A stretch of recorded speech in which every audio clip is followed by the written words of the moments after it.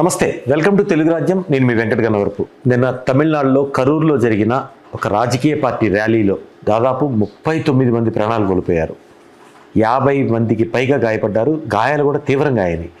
కొద్దిమంది వస్తారని ఎక్స్పెక్టేషన్లో ఉన్న సభ అది తలపతి విజయ్కి సంబంధించిన టీవీకే పార్టీ. ఆ టీవీకే పార్టీకి ఆయన అధ్యక్షుడు. విపరీతమైన జనాలు రావటము, తొక్కిసలాట చోటు చేసుకోవడం జరిగింది. 39 మంది ప్రాణాలు హరించుకుపోయింది ఆ ర్యాలీ. సో దీంట్లో సంతాపం అందరూ తెలియజేశారు. ప్రధానమంత్రి నుంచి రాజకీయ పార్టీల నేతలు, ఇక్కడ చంద్రబాబు నాయుడు కావచ్చు, రాజకీయ పార్టీలకు అతీతంగా సంతాపాన్ని తెలియజేశాయి. సో ఇక్కడ చూసుకోవాల్సింది ఏంటంటే, ఏదైనా ఇలాంటి సభలకు వెళ్ళినప్పుడు తీసుకోవాల్సిన జాగ్రత్తలు ఆయా పార్టీలు తీసుకోవాలి.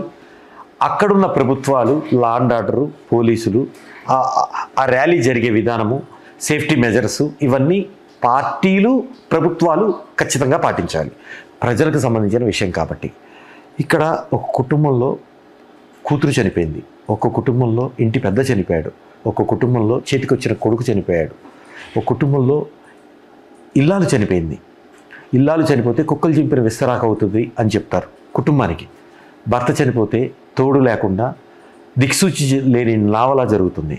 చేతికొచ్చిన కొడుకు చనిపోతే పెద్దలకి ఆసరాగా ఉండే కొడుకు లేకపోతే జీవోత్సవాల్లాగా బతికే పరిస్థితి ఉంటుంది.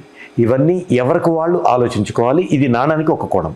రెండో కోణం, రాజకీయ పార్టీలు ఎవరు సభ పెట్టినా వాళ్ళు వచ్చిన ప్రజానికానికి కావాల్సిన మౌలిక మినిమం నీడ్స్, వాటర్ సప్లై చేయాలి, తొక్కిసలాట జరగకుండా చూసుకోవాలి, అగ్ని ప్రమాదాలు జరిగితే తీసుకోవాల్సిన జాగ్రత్తలు ఉండాలి. రెండవది, ఎవరికైనా హెల్త్ ఎమర్జెన్సీ వస్తే అంబులెన్స్ అవన్నీ అందుబాటులో ఉండాలి. ఇవన్నీ పాటిస్తున్నాయి రాజకీయ పార్టీలు? ప్రశ్నార్థకమే. ఏదైనా జరిగినప్పుడు హుటాహుటిన నిర్ణయాలు తీసుకోవటము, చేయటమే తప్పితే. సో దేశంలో ప్రధానంగా పూజించే వ్యవస్థ ఎక్కడైనా ఉందంటే తమిళనాడులోనే. అక్కడ ప్రేమించరు, పూజిస్తారు. మనం చూసాం జయలలిత ఉన్నప్పుడు అమ్మ అని పిలువబడేది. సో ఎంజీఆర్ ఉన్నప్పుడు అంతే. అక్కడున్న నాయకుల్ని అలా పూజిస్తారు. టీవీకే కూడా ఆయన నటుడిగా వచ్చి సూపర్ స్టార్ అయ్యి ఈరోజు తలపతి విజయ్గా కొలవబడుతున్నాడు. ఈ నేపథ్యంలోనే ఆయన రాజకీయ అరంగేట్రం చేసి పార్టీ పెట్టారు. ఆయన కొద్దిగా యాక్టివ్గా పార్టిసిపేట్ చేస్తున్నారు. సో అక్కడున్న పబ్లిక్ ఇంకా ఒక్కసారి కనుక ఇష్టపడితే తమిళనాట వాళ్ళది ప్రేమ కూడా చాలా ఉద్యమంలాగా ఉంటుంది. ఒక సైనికుడు ఎలా యుద్ధం చేస్తాడో యుద్ధం చేసిన తీరుగా ప్రేమించడం ఉంటుంది. ఆ ర్యాలీగా మనకి సమానం చెప్తుంది. 39 మంది ప్రాణాలు కోవటం అంటే మనం నార్మల్ విషయం కాదు. ఈ నేపథ్యంలోనే గతంలో మనం చూసాం, పుష్ప 2 రిలీజ్ రోజున ఒక ఇల్లాలు చనిపోయింది, ఒక మహిళ చనిపోయింది. సో ఆ కుటుంబానికి, ఆ పాపకి, వాళ్ళ భర్తకి ఎంత తీరని లోటు.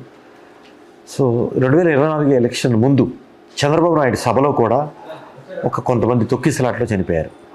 సో పుష్కరాల టైంలో కూడా మనం చూసాం, 2015 పుష్కరాల సందర్భంలో కూడా రాజమండ్రిలో తొక్కిసలాట్లో చనిపోయారు. వ్యక్తి అనారోగ్యంతో సరైన ఎంత మెడికల్ సదుపాయాలు ఉన్నా కూడా ఇంకా చనిపోయారు అంటే కుటుంబం అయినా సరే బాధపడుతుంది, దక్కించుకోలేకపోయామని. కానీ ఎవరో రాజకీయ పార్టీ, దేంటో రాజకీయ పార్టీ, వీళ్ళ అభిమానము కుటుంబాలని ఛిద్రం చేసే అభిమానమా? సో ఇదంతా ఎలా ఉంది? 39 మంది చనిపోయారు, ఒక 50 మందికి పైగా తీవ్రంగా గాయపడ్డారు. అసలు భయానక పరిస్థితి, ఒక ఆందోళన. పార్టీ జెండాలు చిందరవందరగా పడి ఉన్నాయి, చెప్పులు చిందరవందరగా పడి ఉన్నాయి. అసలు అక్కడ చూస్తే ఒక యుద్ధ వాతావరణం. అంటే కడలి శబ్దం, సముద్ర ఘోష ఎలా ఉందో ఆర్తనాదాలతో నిండిపోయింది. ఇక్కడ ఇంకో కోణం కనపడుతోంది.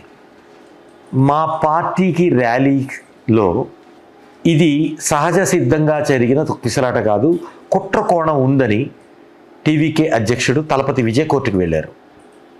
సో దీన్ని ఇన్వెస్టిగేషన్ చేయాలి, కుట్ర కోణాన్ని బయటికి తీయాలి, న్యాయం జరగాలి అని అన్నారు. ఆయన ఎవరైతే చనిపోయారో, ఎవరైతే గాయపడ్డ వారికి ఆత్మస్థైర్యం ఇవ్వాలని ఆయన తెలియజేశారు. చనిపోయిన వారి కుటుంబాలకు సానుభూతిని ప్రకటించారు.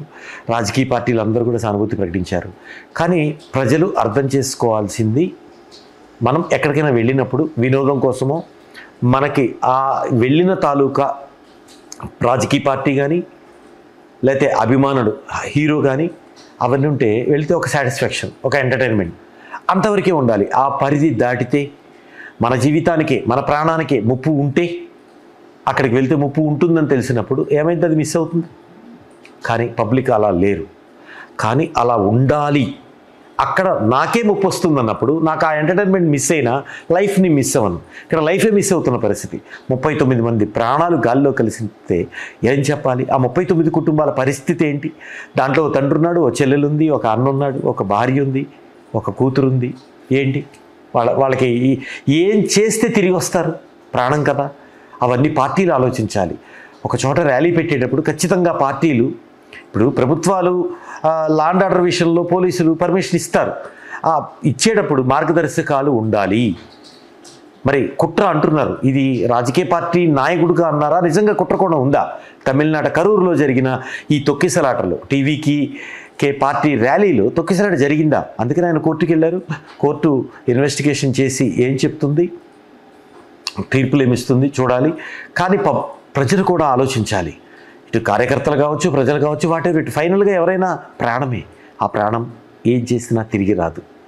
దాని జాగ్రత్త తీసుకోవాల్సిన బాధ్యత ప్రజలకు ఉంది, పార్టీలకు ఉంది, అభిమాన హీరోలకు ఉంది, పార్టీ అధినేతలకు ఉంది, అందరికీ ఉంది. ఎందుకంటే గడప దాటి కాలు బయట పెట్టాము అంటే మన చేతిలో ఉండదు. జాగ్రత్త తీసుకోవాల్సిన బాధ్యత అన్ని రంగాల అన్ని వర్గాల వారికి ఉంది.